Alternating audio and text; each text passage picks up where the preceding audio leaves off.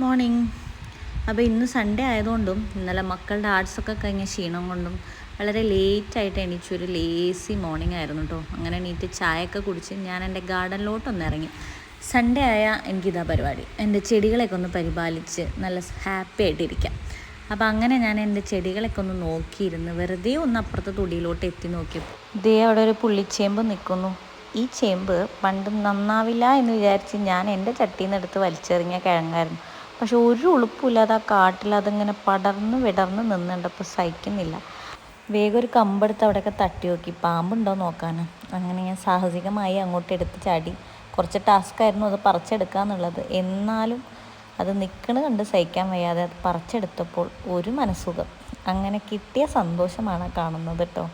അത് കിട്ടി അത് കയ്യിലെടുത്തിട്ട് ദേവൂട്ടൻ അമ്മേൻ്റെ ചേമ്പ് കിട്ടിയെന്നും പറഞ്ഞ് നടക്കുകയായിരുന്നു. അങ്ങനെ ഞാനൊരു പോട്ട് സംഘടിപ്പിച്ചു. ആ പോട്ടിലോട്ട് അതിനെ ഭദ്രമായി വെക്കാൻ നോക്കിയപ്പോൾ അതിൻ്റെ 2 തണ്ടൊടിഞ്ഞു പോയി.